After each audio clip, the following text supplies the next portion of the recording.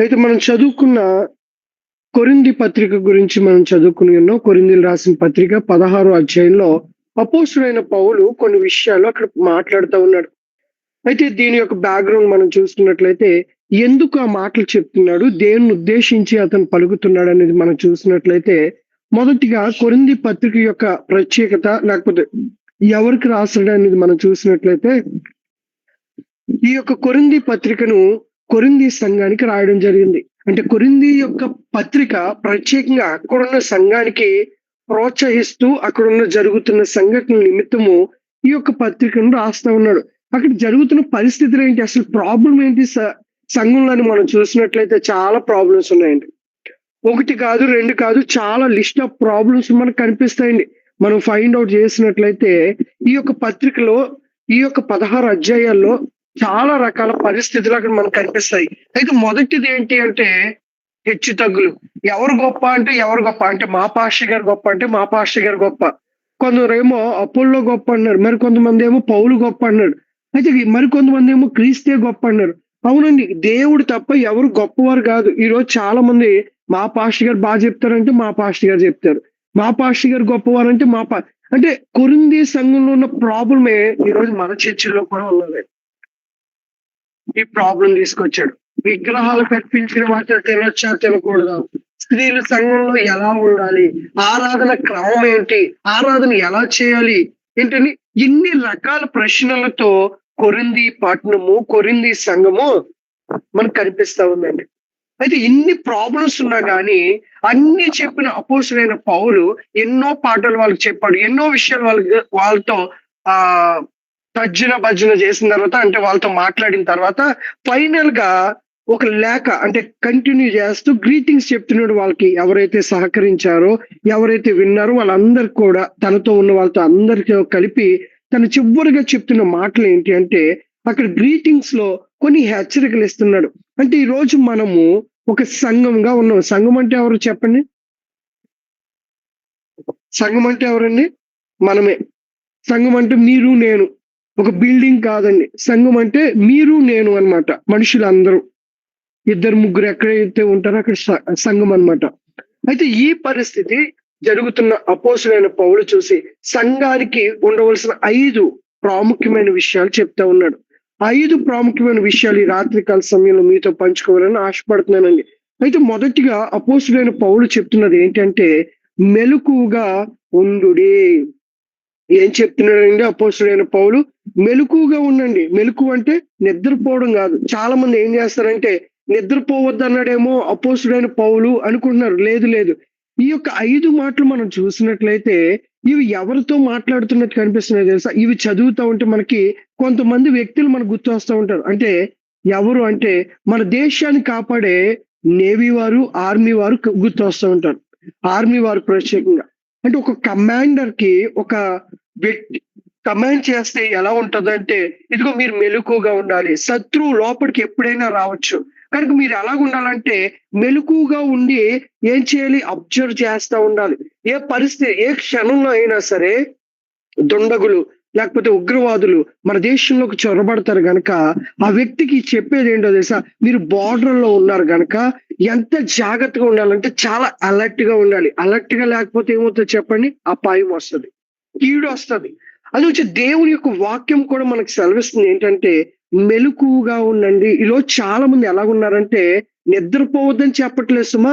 ఇక్కడ జరుగుతున్న పరిస్థితి ఏంటంటే, పరిస్థితులు మీరు చూస్తున్నప్పుడు ప్రార్థన చేయండి అని అపోస్తలుడైన పౌలు సెలవిస్తున్నాడు. అంటే నువ్వు పరిస్థితుల్లో నువ్వు అన్నీ చూస్తున్నావు. కానీ పరిస్థితిని చూడకపోతే ఉపయోగం ఏముందండి? ఈరోజు చాలా మంది యవనస్తులు కావచ్చు, మనమందరం కూడా క్రైస్తవులు కావచ్చు ఎలాగున్నామంటే, ఏదో జరుగుతుంది నాకెందుకులే. పరిస్థితులను చూస్తున్న నువ్వు ఏది చేయక్కర్లేదు. కనీసం ప్రార్థన చెయ్యి. చాలా మంది ఈరోజు పరిస్థితిని చూసి కూడా నాకెందుకులే అని నిద్రపోతున్నారు. హఠాత్తుగా పరిణామం మన జీవితంలోకొస్తే, హఠాత్తుగా పరిస్థితి మన మీదకొస్తే అప్పుడు ఏంటండి పరిస్థితి? బైబిల్ గ్రంథంలో చూసినట్లయితే దేవుని యొక్క చివరి దినాల్లో గెత్సేమనే తోటకి వెళ్లి ప్రార్థన చేస్తున్న సమయంలో అయితే దేవుడు చెప్పాడు వాళ్ళతో, అయ్యా మీరు ఇక్కడ ఉండండి అని పేతురు గారు, యోహాను గారు మరి కొంతమంది శిష్యులు వెళ్తున్నప్పుడు ఆయన అక్కడ ఉంచేసి ప్రార్థనకెళ్లారు. అయితే మరలా తిరిగి వచ్చారు. చెప్పారు, అయ్యా పేతురు ఒక్క గడియ ప్రార్థన చేయలేవా? ఏమని? ఒక్క గడియ అయినా ప్రార్థన చేయలేవా? అంటే మనుషులు ఏమైపోయారో తెలుసా? ఒక్క గడియ అంటే ఒక గంట. ఒక గడియ నువ్వు ప్రార్థన చేయలేకపోతున్నావంటే మనం ఏమైపోతామండి? ప్రార్థనా జీవితం మెలుకు లేదు మన జీవితంలో. ఎంతసేపు కూడా లోకంలో ఉన్న పరిస్థితుల కోసం ప్రయాసపడుతున్నాం. సంపాదించాలని పరుగులు తీస్తున్నాము. కానీ జరుగుతున్న పరిస్థితుల కోసం మాత్రం ప్రార్థించేవారుగా లేము. దేవుడు మొదట చెప్పాడు. మళ్ళీ వెళ్లారు. వెళ్లి ప్రార్థన చేసి మళ్ళీ వచ్చి చూస్తే అలాగే నిద్రపోయి ఉన్నారు. సర్లే ఇంకా టైం అయిపోయింది. నడండి అన్నారు. అయితే ఇక్కడ జరుగుతున్నది ఏంటో తెలుసా? ఒక గడియ ఈ వ్యక్తి నిద్రపోయాడు గనక, తన శరీరాన్ని కంట్రోల్ చేసుకోలేకపోయాడు గనక శోధనలో పడిపోయాడు. ఈరోజు చాలా మంది శోధనని అనుభవిస్తున్నారు అంటే దానికి కారణం ఏంటో తెలుసా? ఒక గడియ నువ్వు మెలకువగా ఉండలేకపోతున్నావు. ఏంటండి? దుష్టుడు మన జీవితంలోకి ఎప్పుడు వస్తాడో తెలుసా? పాపం ఎప్పుడు మన జీవితంలోకి ఎంటర్ అవుతుందో తెలుసా? నువ్వు ఎప్పుడైతే మెలకువగా ఉండలేక నిర్లక్ష్యంగా ఉంటావో పాపం నీ జీవితంలోకి వస్తది. నిరుత్సాహం నీ జీవితంలోకి వస్తది. లోక ఆశలన్నీ నీ జీవితంలోకి వస్తాయి. తప్పుడు యొక్క ఆలోచనలన్నీ కూడా ఈరోజు మనిషిని పతనం చేస్తా ఉన్నాయి. ఏంటండి? నువ్వు నిర్లక్ష్యంగా ఉండి ప్రార్థనను నిర్లక్ష్య పరిచావంటే ఏ ఏమైపోతుందండి పరిస్థితి? తలకిందులైపోతుంది. ఒకానొక టైంలో చక్కగా జీవించిన వ్యక్తి, ఒకానొక టైంలో దేవుని కోసం రోషంగా ఉండవలసిన వ్యక్తి, ఈరోజు ఏమైపోయాడండి? మెలకువగా ఉండవలసిన సమయంలో కళ్ళు మూసుకున్నాడు. దుష్టుడొచ్చేసాడు. ఈరోజు చాలా మంది జీవితాలు పాడైపోతున్నాయి. చాలా మంది జీవితాలు నాశనం అయిపోవడానికి గల కారణం ఏంటంటే మెలకువ లేదు. ఎక్కడ మెలకువ లేదో తెలుసా? ఎక్కడైతే సంఘటనలు జరుగుతున్నాయో పాపంలో మెలకువ లేదండి. ఇదిగో ఈ సంఘటనలో నేను పడిపోతున్నాను. ఈ విషయంలో నేను పడిపోతున్నానని మెలుకు బయటికి రాలేకపోతున్నారండి. అలా రాలేదు కాబట్టే సంసోను జీవితం ఏమైపోయిందో తెలుసండి?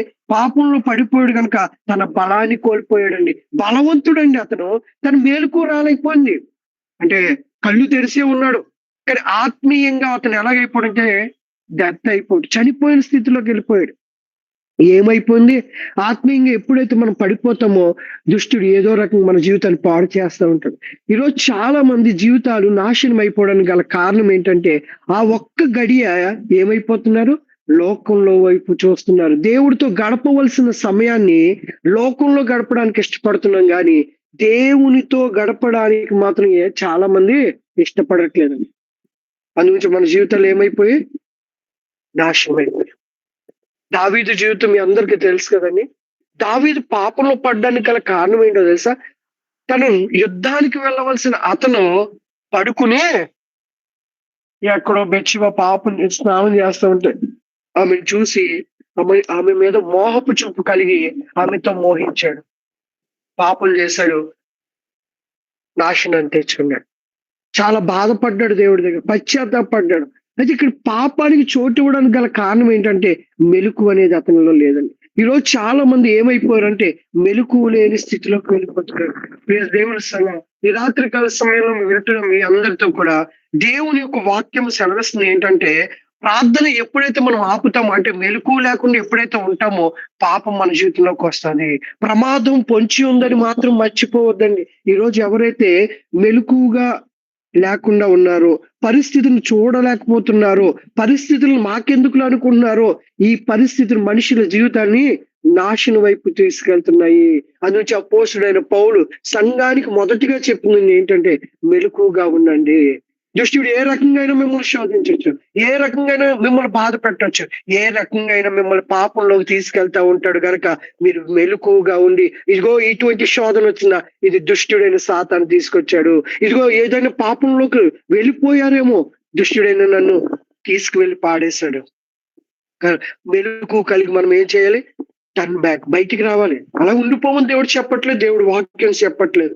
కానీ మనం ఏం చేయాలంటే వెనక్కి రావడానికి ప్రయత్నం చేయాలి ప్రియ దేవుని సంగమా. అందువచ్చి ఇక్కడ కనిపిస్తుంది ఏంటంటే మొదటిది మెలకువగా ఉండండి. రెండోది చూసినట్లయితే విశ్వాసమందు నిలకడగా ఉండండి. అంటే మనుషులు ఏమైపోరు తెలుసండి?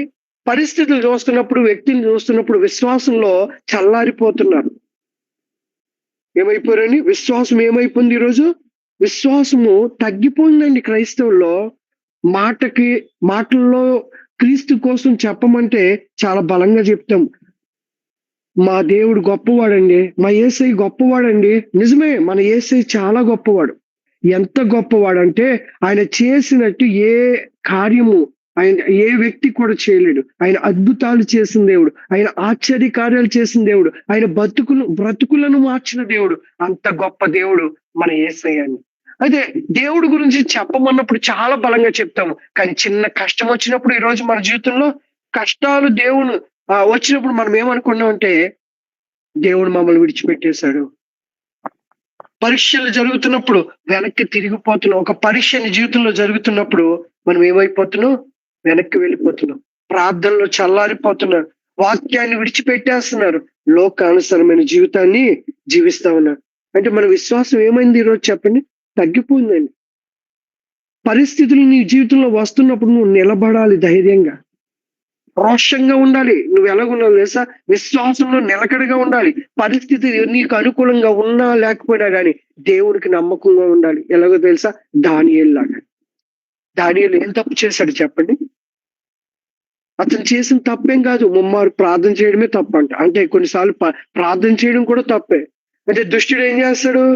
నేను ఏదో రకంగా ప్రార్థన నుంచి తప్పించాలి, ఏదో రకంగా ప్రార్థనా జీవితాన్ని నాశనం చేయాలని ఇక్కడ ఏం చేస్తున్నాడంటే తన యొక్క ప్రార్థనని ఆపడానికి వ్యతిరేకంగా ఒక శాసనాలను పుట్టించారండి. వ్యతిరేకమైన ఆజ్ఞలు పుట్టించారు. అయితే దానియేలు ఒకటే పని చేశాడు. ఎవ్వరు ఎలాగున్నా నాకు అనవసరం. Who ever what ever. కొన్నిసార్లు మనం ఎక్కువ ఆలోచించేది ఎవరి కోసం ఆలోచిస్తాం తెలుసా? వాళ్ళు ఏమనుకున్నారు, వీళ్ళు ఏమనుకున్నారు, నా గురించి వీళ్ళు ఎందుకు ఇలాగ ఆలోచిస్తున్నారు? మనుషులంటే అంతేనండి.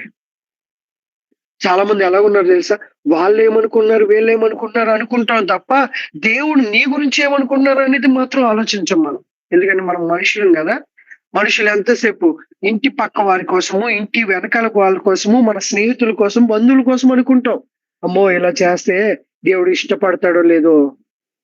నీ విశ్వాసం ఎలాగుంది ఈరోజు? మనుషుల మీద విశ్వాసం పెట్టుకున్నావు తప్ప దేవుడి మీద విశ్వాసం లేదండి. దానియేలు విశ్వాసం ఏంటో తెలుసా? ఎవ్వడు ఎన్ని శాసనాలు పుట్టించినా ఐ డోంట్ కేర్. నా పని ఏంటో తెలుసా? ప్రార్థన చేయడు. వెళ్ళి నాకు ఇచ్చిన పనిని నేను చేయడు. ఈ రెండే. ఇంక ఎవరు ఏ శాసనాలు పుట్టించినా నాకు అనవసరము. ఏంటండి? అతను అతిక్రమించలేదు. అలాగని దేవుని తక్కువ చేయలేదు. తనకిచ్చిన బాధ్యతను తను నమ్మకంగా చేశాడు. తన దేవుడైన యెహోవాను ఆరాధించుటలో ఎక్కడ కూడా కాంప్రమైజ్ అవ్వలేదు. వీళ్ళు చూస్తే నన్ను ఏదైనా చేస్తారేమో, నన్ను చూస్తే ఇదిగో ప్రార్థన చేస్తున్నప్పుడు వీళ్ళు తీసుకెళ్లి ఎక్కడన్నా చెరసాలలో వేస్తారేమో, ఇవన్నీ పక్కన పెట్టేశాడు. మరణముకైనా సిద్ధపడిన వ్యక్తి దానియేలండి. అందుచే రాజు దగ్గరికి ఎవరైతే శాసనాలు పుట్టించారో ఆ రాజు దగ్గరికి వెళ్ళి అంటున్నారు, అయ్యా రాజా, నీ ఆజ్ఞలకు వ్యతిరేకంగా దానియేలు ప్రార్థన చేస్తాడు, తీసుకెళ్లి ఎక్కడేసేస్తే ఇప్పుడు సింహాల బోన్లో వేసేయాల్సిందే. కావాలని కక్ష పెట్టుకుని అతని చెరసాలలో వేయడం జరిగిందండి. అయితే దేవుడు ఏం చేస్తాడు? దేవుడు వదిలేస్తాడు చెప్పండి? కష్టాల్లో దేవుడు వదిలేస్తే ఇంకెందుకండి మన దేవుడు? ఈరోజు నీ జీవితంలో కష్టమైన పరిస్థితి గుండా వెళ్తున్నావేమో. నీ హృదయము బరువెక్కిపోయి ఉందేమో. ఈ పరిస్థితుల్లో దేవుణ్ణి నమ్మాలో లేదో తెలియని పరిస్థితులు గుండా వెళ్తున్నారేమో. ప్రియ సహోదరి సహోదరులారా, ఒక్క మాట నమ్మండి. దేవుడు వాగ్దానం నమ్మదగినది. దేవుడు నమ్మదగిన దేవుడు. దేవుడు వాక్యము నమ్మదగినది. ఆయన నీతో చెప్పిన మాట నెరవేర్చే వరకు నిన్ను విడిచిపెట్టడు. ఆయన నీతో ఉంటానని వాగ్దానం చేశాడు గనక ఆయన వాగ్దానం చేసిన దేవుడు నీతో ఉంటాడు. సదాకాలం నీతో ఉంటానని వాగ్దానం చేశాడని. నువ్వు కృంగిపోయినప్పుడు నీకు దూరంగా లేదు. నీవు బాధపడుతున్నప్పుడు నీకు దూరంగా లేడు. నీవు సంతోషపడితేనే నీ దగ్గర ఉంటాడు అనుకోవద్దండి. ఆయన కష్టంలో మనతో ఉంటాడు, దుఃఖంలో మనతో ఉంటాడు, వేదనలో మనతో ఉంటాడు. ప్రతి పరిస్థితిలో కూడా దేవుడు మనతో ఉంటాడు, నడిపిస్తాడు. దానియేలు ఏం చేశాడంటే దేవుడి మీద నమ్మకం పెట్టుకున్నాడండి. దేవుడు అతన్ని కాపాడాడు. ఈరోజు అదే దేవుడు చెప్తున్నాడు, నువ్వు నా మీద నమ్మకం పెట్టుకోగలిగితే ఆ సింహపు బోలులోకి ఉన్న దానియేలు ఆ యొక్క సింహాల నోళ్ళ నుంచి ఏ విధంగా అయితే నేను కాపాడాను, ఇదిగో ఈ రోజు నీ జీవితంలో ఉన్న పరిస్థితులు అన్నిట్లో నుంచి నేను తప్పించడానికి సమర్థవంతుని, శక్తివంతుని. నేను తప్ప వేరొక దేవుడు నిన్ను రక్షించలేడు. నేను తప్ప వేరొక నీకు మార్గము లేదు. నీకు ఇదిగో డాక్టర్లు నమ్ముతారు, లేకపోతే పాస్టర్లు నమ్ముతారు. పాస్టర్ గారిని నమ్మొద్దని నేను చెప్పట్లేదు సుమా. నమ్మమని కూడా నేను చెప్పట్లేదు. పాస్టర్ గారు ఎవరో తెలుసా? జస్ట్ ఒక మీడియేటర్, ఒక బోధకుడు.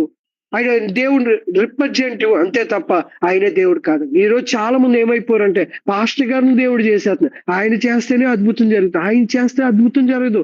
ఆయనను నడిపిస్తున్న దేవుడు అద్భుతం చేస్తే జరుగుతుంది. మనుషుడు మన చేతుల్లో ఏమీ లేదండి ఆయన బలం లేకపోతే. ప్రియ సహోదరి సహోదరులారా, నమ్మవలసింది ఎవరో తెలుసా? దేవుడిని నమ్ము. దేవుడి పాదాల దగ్గరికి రండి. దేవుడు గొప్ప ఆశీర్వాదం మీ జీవితంలో వస్తుంది. దేవుడి మీద విశ్వాసం ఉంచండి. ఆ విశ్వాసం లేక ఈరోజు చాలా మంది జీవితాల్లో దేవుడి కార్యాలు జరగట్లేదు. వివాహాలు అవ్వకపోవడానికి గల కారణం ఏంటో తెలుసా? మన ఆలోచనలతో వెళ్తున్నాం. మనం దేవుడి మీద విశ్వాసం పెట్టామనుకోండి, దేవుడు బలమైన కార్యాలు చేస్తాడు. ఒక మాట చెప్పి నేను ముందుకెళ్తానండి. నా యొక్క వివాహ జీవితంలో జరిగిన ఒక సంఘటన ఏంటంటే, ఆల్రెడీ బ్రదర్ గారు ఇంట్రడక్షన్ లో చెప్పారు కదా, చాలా ప్లేసుల్లో సేవ చేస్తూ అయితే దేవుడు ఒక రోజు మాట్లాడాడు అనమాట అండి. సంగారెడ్డి ప్రాంతంలో హైదరాబాద్ లో ఉన్నప్పుడు దేవుడి దగ్గర నేను ఒక ప్రార్థన చేశాను. ప్రభా, ఎన్ని రోజులు ఎంతసేపు ఒకరి దగ్గర నేను పని చేస్తాను, నాకంటూ ఒక సేవ కావాలి. నాకంటూ ఇదిగో నువ్వు మాట్లాడవని ధైర్యంగా నేను చెప్పాలి. ఎక్కడికి నన్ను వెళ్ళమంటావు, ఏ ప్రాంతానికి వెళ్ళమంటావు అని. నేను 21 రోజు ఉపవాసం ఉన్నాను. 21 రోజు దేవుడు మాట్లాడలేదండి. అయితే 3 రోజులు మళ్ళా ఉపవాసం ఉన్నాను. ప్రభా, ఖచ్చితంగా నువ్వు మాట్లాడతావని. ఎక్కడికి వెళ్ళమంటావు, ఏ సేవ చేయాలి, ఎక్కడ చేయాలని అడుగుతున్నప్పుడు దేవుడు ఒక ప్రాంతాన్ని చూపించాడండి. ఆ ప్రాంతం ఏంటంటే మన్యం జిల్లా ఆ వీరఘట్టం అనే ఒక ప్రాంతం అండి. ఇగో ఆ ప్రాంతంలో దేవుడు నాకు నడిపించాడండి. ఆ ప్రాంతానికి దేవుడు నడిపించాడు. అయితే దేవుడి యొక్క కన్ఫర్మేషన్ కోసం అడిగాను. ప్రభా, మరి నువ్వు వెళ్ళమంటున్నావు, నాకు ఎవ్వరు తెలియదండి ఆ ప్రాంతంలో. ఆ ప్రీతి గారికి తెలుసు నా గురించి. నాకు ఎవ్వరు తెలియదు. ప్రే చేసుకున్నాను, ప్రభా ఏంటి అని. దేవుడు ఒకటే మాట చెప్పాడు. ఏంటి? 18:10 అపోస్తుల కార్యాల్లో, అక్కడ నా నిమిత్తం అనేక జనులు ఉన్నారు, నువ్వు భయపడక వెళ్ళుము అన్నాడండి. ఇంకా ఆ వాగ్దానం పట్టుకుని నిజంగా చెప్తున్నాను, అన్ని విడిచిపెట్టేసానండి. అప్పటి వరకు మంచి జీతం ఉంది. మంచిగా దేవుని యొక్క సేవలోనే ఉన్నాను. ముందుకే వెళ్తున్నాను. కానీ దేవుని యొక్క మాటకి లోబడి అన్ని విడిచిపెట్టేసి, నా బంధువులు లేరు, నా చుట్టాలు లేరు, నాకు ఎవ్వరు లేరు అక్కడ. కానీ దేవుడు వాగ్దానం ఉంది. పట్టుకుని ఇక్కడికి వచ్చాను. నాకు వివాహం అవ్వలేదని చాలా రోజులు. 32 సంవత్సరాలు వివాహం అవ్వలేదు. ప్రార్థన చేస్తున్నాను. ప్రభా, మా ఇంటికాడ వాళ్ళందరూ టెన్షన్ పడిపోతున్నారు. వీడు వీడు ఒక్కడే అలా తిరుగుతున్నాడు, సేవ అంటే పెళ్లి అయితే కొద్దిగా బాగుండు అనుకుని. మన ఉద్దేశాలు కాదండి, దేవుడి చిత్తానికి వదిలిపెట్టాలి. కొన్నిసార్లు మనం ఏం అడుగుతామంటే, ప్రభా నాకు క్యాస్ట్, ప్రభా సేమ్ క్యాస్ట్ అమ్మాయి కావాలి, లేదా సేమ్ క్యాస్ట్ అబ్బాయి కావాలి. కట్నమా 10 లక్షలకు మించి తగ్గకుండా అబ్బాయి కావాలండి. అడగ ఒక గవర్నమెంట్ ఉద్యోగం కావాలి, కట్నం ఇచ్చే అమ్మాయి కావాలి, ఇన్ని రకాలు కావాలి ప్రభా అని మనం అడుగుతా ఉంటాం. దేవుడు అంటాడు కదా, అన్ని నువ్వు రాసుకుంటే నా చిట్టా ఏముంటది చెప్పండి. అలాగే నేను కూడా రాసుకున్నాను అనుకోండి. మంచి అమ్మాయి, అందంగా ఉండాలి, కొన్ని క్వాలిటీస్ నేను పెట్టుకున్నాను ముందు నుంచే. అయితే తర్వాత ప్రార్థన చేసుకున్నాను. ప్రభా, ఇదిగో ఇవన్నీ నేను తీసివేస్తున్నాను ప్రభా, నీ చిత్తం నా జీవితంలో జరిగించని దేవుణ్ణి అడిగినప్పుడు, ఈ ప్రాంతం వచ్చిన తర్వాత, అంటే మన్యం జిల్లా వచ్చిన తర్వాత విత్ ఇన్ 3 months లోనే నాకు మ్యాచ్ వచ్చిందండి. విత్ ఇన్ 6 months లోనే నాకు మ్యారేజ్ అయిపోయింది. నేను ఎవరో తెలీదు, నేను ఎక్కడి నుంచి వచ్చానో తెలీదు. కానీ దేవుని యొక్క సేవకుడని మా అత్తయ్య గారు, మా మావయ్య గారు నాకు అమ్మాయి, తన కుమార్తెనిచ్చి పెళ్లి చేశారు. వాళ్ళు సేవకులేనండి. శ్రీకాకుళంలో వాళ్ళు సేవ చేస్తున్నారు. ఇంక ఈ మాట ఎందుకు చెప్తున్నాను తెలుసా? చాలా సార్లు దేవుడి మీద విశ్వాసం ఉంచం, మన యొక్క ఆలోచన మీద నమ్మకం పెట్టుకుంటాం. ఈ రోజు నీ జీవితంలో దేవుడు కార్యం జరగకపోవడానికి గల కారణం ఇంకోటి ఏంటో తెలుసా? దేవుడి మీద నమ్మకం ఉంచట్లేదు, ఆధారపడట్లేదు. మన సొంత ఆలోచనతో ఎతికినంత సేపు ఏ కార్యము జరగదండి. ఎవరి జీవితం అయినా సరే నేను చెప్పగలిగింది ఒకటే, నువ్వు దేవునికి నీ జీవితాన్ని అప్పగించగలిగితే దేవుడు నీ జీవితంలో గొప్ప కార్యాలు చేస్తాడు. ఈ రాత్రికాల సమయంలో విశ్వాసం ద్వారానే దేవుడు బలమైన కార్యాలు చేస్తాడండి. నువ్వు విశ్వాసం ఉంచు దేవుడి మీద. నీ జీవితంలో ఏ కొద్ది ఉందో, గర్భఫలం లేదా, వివాహాలు కావట్లేదా, ఉద్యోగాలు రావట్లేదా, ఏదైనా సరే మన దేవుడు చేయగలిగిన దేవుడు అండి. ఎలాంటి పరిస్థితులైనా, ఎటువంటి ఆటంకాలైనా ఆయన తొలగించగలిగిన వాడు. ఎటువంటి అద్భుతాలు చేస్తాడంటే, ఎర్ర సముద్రాన్ని 2గా పాయలు చేసిన దేవుడు ఈ రోజు నీ జీవితంలో ఉన్న ఆటంకాలన్నీ తొలగించి నీ జీవితంలో నూతన కార్యాలు జరిగిస్తాడు. ఎప్పుడో తెలుసా? దేవుని చిత్త ప్రకారము. దేవుని యందు విశ్వాసం ఉంచినప్పుడు దేవుడు తన బలమైన కార్యాన్ని జరిగిస్తాడు. ప్రియ దేవుని సంగమా, అయితే ఇంకా చూసినట్లయితే ఇక్కడ చెప్తున్నాడు కదా, పౌరుషం గలవాడే ఉండండి. అంటే పౌరుషం కోసం మాట్లాడుతున్నాడు. పౌరుషం అంటే ఏంటి? రోషంగా ఉండండి మీరు. ఎలా ఉంటారే ఇక్కడ బి లైక్ ఎ మ్యాన్ అని ఇంగ్లీష్ లో ఉంటదని మాట. Be like a man. ఒక రోషం కలిగిన వాళ్ళ ఉండాలి. అంటే ఈ రోషం అనే మాట ఎవరికి వాడతారో తెలుసా? సైన్యంలో ఉండే మీరు ఎలా ఉండాలి తెలుసా? రోషంగా ఉండాలి. శత్రువు మీ మీదకి వచ్చినా సరే భయపడి వెనక్కి వెళ్ళిపోయి పిరికి పందలా కాదు. ధైర్యంగా, రోషంగా ఉండాలి మీరు. చాలా సార్లు అడుగుతూ ఉంటాం, ప్రభా రోషంగా నాకు నీలో ఎదగాలి ప్రభు. రోషము దయచేయి. పాపాన్ని ఎదిరించే వ్యక్తిగా ఉండాలి నువ్వు. పరిశుద్ధతను కోల్పోయే వ్యక్తిగా కాదు. పాపాన్ని నేను ఈ పాపని రోషంగా నిలబడి నేను ఎలా చేయగలను ఈ పాపము. ఆనాడు యోసేపు అన్నట్టు ఈ రోజు నువ్వు నేను రోషంగా పాపాన్ని జయించగలిగితే, నీతి కోసం నిజాయితీగా నువ్వు దేవుని కోసం రోషంగా నిలబడగలిగితే అది దేవుడికి ఇష్టమైందండి. ఈ రోజు తారుమారు చేసేస్తున్నారండి పరిస్థితుల్ని. పేరుకు క్రైస్తవులమే గాని జీవించే విధానంలో క్రైస్తవ్యం లేదండి. చాలా మంది అబద్ధాలు ఆడుతూ బ్రతుకుతున్నారు. నీతిని అమ్మేసుకుని బ్రతుకుతున్నారు. రోషాన్ని విడిచిపెట్టేసి బ్రతుకుతున్నారు. కానీ ప్రియ దేవుని సంగమా, ఇక్కడ చెప్తున్న మాట ఏంటంటే మీరు రోషంగా బ్రతకండి సంగమా. వింటున్న వారు దయచేసి వినండి. నువ్వు రోషంగా బ్రతకాలి. చిన్న చిన్న విషయాల్లో కాంప్రమైజ్ అయిపోద్దు. పాపం విషయంలో కాంప్రమైజ్ అయిపోద్దు. ఈ రోజు పాపానికి చోటిచ్చి ఎంతో మంది బ్రతుకులు నాశనం అయిపోయినాయి. నువ్వు అక్కడ రోషంగా నిలబడి నేను ఈ పాపం ఎలా చేయగలను, ఈ యొక్క కార్యము ఇదిగో చెడ్డ కార్యాన్ని నేను ఎలా చేయగలనని నువ్వు రోషంగా దేవుని ఎదుట నిలబడగలిగితే దేవుడు గొప్ప ధైర్యాన్ని నీకు ఇస్తాడు. అలాంటి ధైర్యం మనకుందా?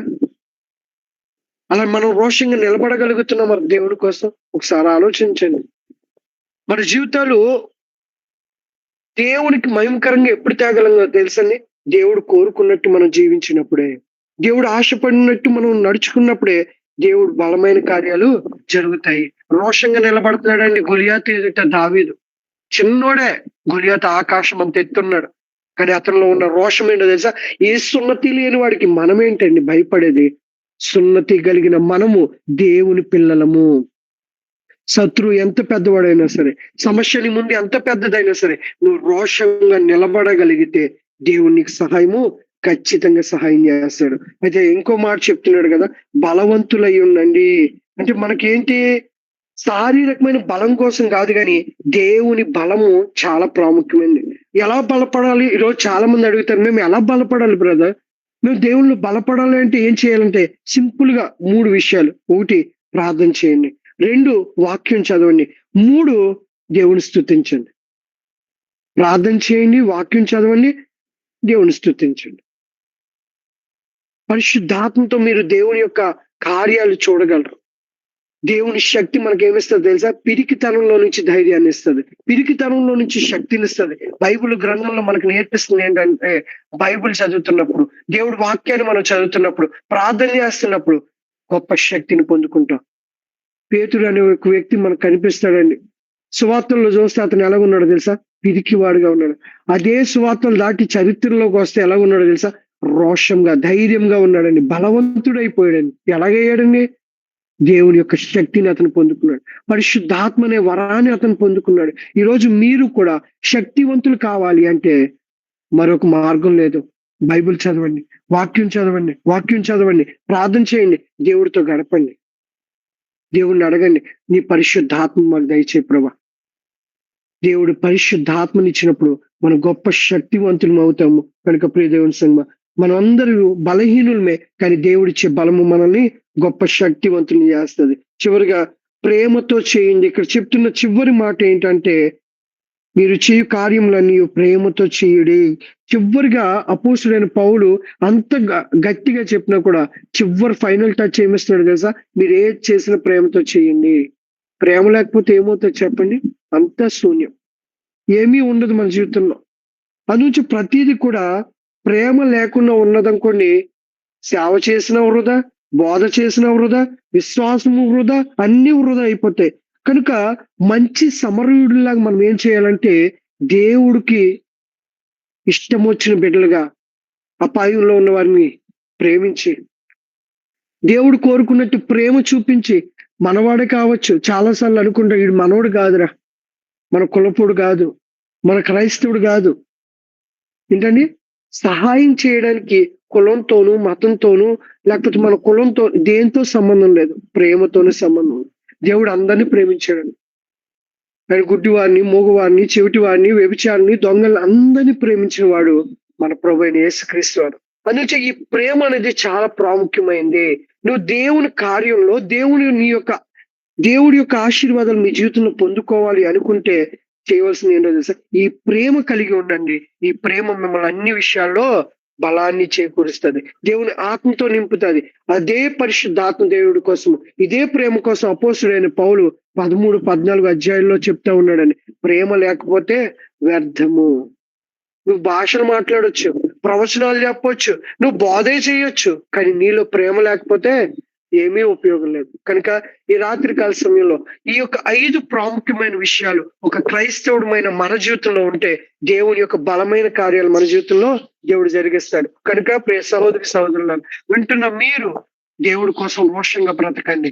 విశ్వాసంలో నిలకడగా ఉండండి. ఆ, మీరు ఎలాగ ఉండాలంటే పౌరుషంగా ఉండండి. బలవంతులై ఉండండి. అలాగే ప్రేమ కలిగి ఉండండి. అపోస్తలుడైన పౌలు సెలవిస్తున్నాడు గనుక మన జీవితంలో కూడా ఏదైతే కోల్పోతున్నామో, ఏదైతే మెలుకు మన జీవితంలో లేదో, ఏదైతే ప్రార్థనా జీవితం కోల్పోతున్నామో అవన్నీ తిరిగి పొందుకుని దేవుని దగ్గరికి వెళ్ళి, ప్రభా మేము ఇదిగో రోషంగా నీ కోసం బ్రతకాలనుకుంటున్నామని మనం చెప్పగలిగితే దేవుడు తన బలమైన కార్యాలు మన జీవితంలో జరిగిస్తాడు. అట్టి కృపా కనికరం పరిశుద్ధాత్మ దేవుడు మన అందరి జీవితంలో జరిగించును గాక. ఆమేన్. దేవుడి కొద్ది మాటలు జీవించును గాక. ఇచ్చిన అవకాశాన్ని బట్టి మీ అందరికీ కూడా నా ప్రత్యేకమైన వందనాలు. మరి మా